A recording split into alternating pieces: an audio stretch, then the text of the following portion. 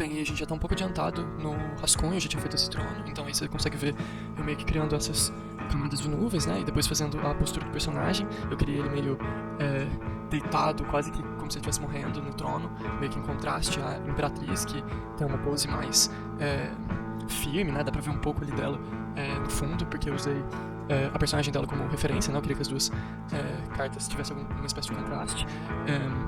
Eu mudei um pouco a roupa dele em comparação ao da referência lá em cima, porque eu queria mostrar mais da armadura.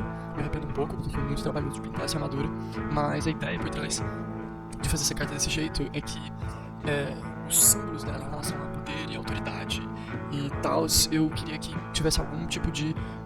eu queria ressignificar isso um pouco em coisa imponente. Eu acho que eu fiz mais referência à carta, quando você pegar ela ao contrário, que tem mais a ver com o poder excessivo e tal, então eu meio que representei essa figura mais como uma espécie de poder perdido, ou enfim, uma espécie de personagem que na busca desse poder excessivo acaba perdendo ou parecendo ridículo. Aí eu tô indo pra fazer as linhas e tal, é a parte mais divertida, provavelmente. E, bem, eu fiz um rascunho bem detalhado, então não foi super difícil fazer a linha. Eu meio que tinha um bom guia e uma boa ideia do que eu queria, mas é sempre, enfim, é sempre divertido fazer tudo de uma maneira que, enfim, fique do meu agrado. Dá pra ver que eu tive alguma dificuldade com algumas linhas, principalmente nesses detalhes da armadura. Como são coisas muito geométricas, um pouco orgânicas, é sempre difícil acertar a proporção e, enfim, como elas encaixariam de fato, principalmente nessa pose que é relativamente desafiadora e tal. Eu gostei bastante da expressão geral dele.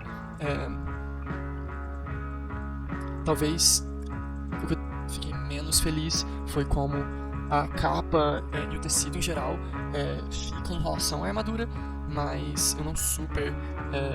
enfim, como tem bem pouco, é só tipo, em alguns lugares da capa, talvez principalmente perto da perna, onde o tecido pela própria perna e o trono poderia ter ficado um pouco melhor, mas eu não quis pra isso, porque eu acho que o foco da peça em si, enfim, ele, a pose dele nesse trono e tal, eu gostei muito dessa caveira que eu fiz, e não sei, eu sinto que eu gostei disso, mas os padrões atrás da Imperatriz são bem fortes. Eu até tinha pensado em fazer algo parecido, só que em vez de fazer essa parede de plantas, eu pensei em usar tipo essas árvores mortas ou alguma coisa assim.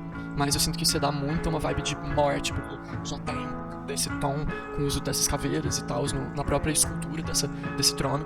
Então eu queria me afastar um pouco desse só puramente de morte, apesar de em geral ser bem macabro. Mas se você vê na própria referência, já é uma carta relativamente macabra. Então eu penei muito pra fazer ouro.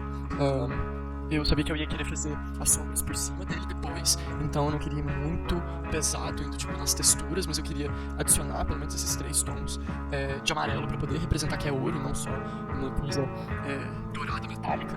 E foi muito, muito difícil. Eu cortei um pouco das tentativas, porque senão, enfim, o vídeo ia ficar só eu fazendo o ouro. Eu devo ter gastado pelo menos umas 2 ou 3 horas só mexendo nisso. O resto foi relativamente ok, as cores vieram bem naturais. Eu já tinha feito essa palheta de branco, vermelho e amarelo pra Imperatriz, então eu só importei a mesma coisa pro Imperador e dei uma leve desaturada nas cores, mas enfim, em geral foi mais ou menos isso. Marrons e amarelos e tons mais terrosos pro cenário.